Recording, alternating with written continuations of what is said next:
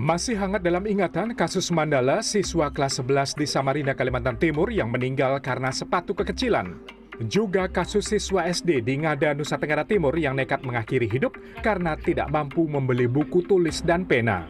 Kesamaan dari dua kasus ini adalah mereka sama-sama berasal dari keluarga tidak mampu, namun luput dari daftar penerima bantuan sosial pemerintah. Kini pemerintah sedang mengebut digitalisasi perlindungan sosial alias Perlinsos. Sistem terpadu antar kementerian antar instansi untuk mendigitalisasi penyaluran bantuan sosial. Dengan tulang punggung infrastruktur digital dari Komdigi memungkinkan berbagai kementerian yang terkait untuk berbagi data secara real-time. Kecepatan dan ketepatan data kependudukan ini akan memotong banyak waktu birokrasi yang biasanya berbulan-bulan, kini hanya dalam hitungan detik saja. Dengan memasukkan nomor induk kependudukan dan verifikasi biometrik wajah, data yang dihimpun dari Dispenduk Capil, Dinas Sosial, PLN, Korlantas, BPS akan muncul dalam hitungan detik dan menentukan kelayakan penerima bansos. Seperti yang terjadi di Kelurahan Pakis, Kecamatan Sawahan, Kota Surabaya, Jumat pagi 12 Juni. Dibantu agen Perlinsos, sekitar 200 warga yang terdaftar dalam penerima bantuan sosial melakukan digitalisasi data. Sosialisasi ini dilakukan agar bansos tepat sasaran. Ya, dengan semangat kebersamaan dan juga gotong royong, misalnya melihat tetangga belum terdaftar untuk menerima bansos dan dianggap mungkin berhak begitu ya, sebelum diverifikasi silakan tetangganya diajak untuk mendaftar, bisa lewat agen Perlinsos yang memang sudah disediakan oleh pemerintah kota masing-masing. Pembaruan sistem ini memberikan data yang akuntabel dan meminimalisir subjektivitas manusia, seperti yang dirasakan Komsatun, ibu tunggal berusia 48 tahun ini.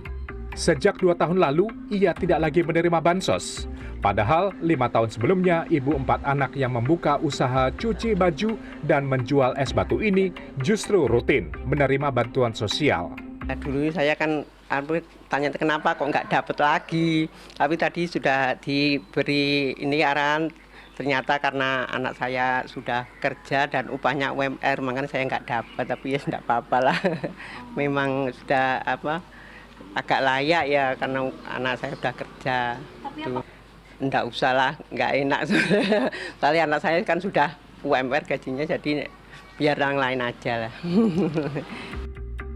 Bagi agen Perlinsos, aplikasi ini juga memudahkan pekerjaan mereka. Rika Damayanti salah satunya. Kasih Kesra Kelurahan Pakis ini kini bisa bernafas lebih lega karena ia bisa menjelaskan dengan data jika ada warga yang tidak menerima bansos lagi. Selama ini kan banyak yang tanya ke saya, kenapa Bu saya udah nggak dapat bantuan? Padahal saya belum bekerja atau mungkin saya masih miskin, tapi kenapa saya udah nggak dapat bantuan? Itu pertama. Nah, saya kan bisa bilangnya ya mungkin dari hasil survei Bu, dan saya tidak ikut survei.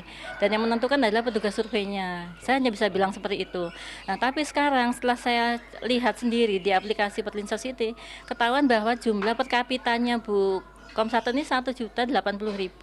Sementara yang untuk mendapatkan bantuan biasanya yang di bawah 750.000. Jadi saya bisa membuktikan, bukan membuktikan ya, lebih baik bisa mengedukasi Bu Komsatun maupun warga yang lainnya dengan aplikasi ini bahwa mereka itu sebetulnya sudah layak untuk tidak mendapat PKH atau tidak layak untuk mendapat PKH, seperti itu. Sistem baru bernama Perlinsos ini masih dalam tahap pengembangan. Jika sukses, rencananya awal Oktober akan diuji coba secara nasional. Tujuan utamanya agar setiap rupiah bantuan sosial diterima oleh yang berhak. Ketepatan rigid data menjadi hal wajib karena dalam angka-angka ini terdapat nyawa rakyat bangsa Indonesia. Ganjar Wicaksono, Surabaya, Jawa Timur.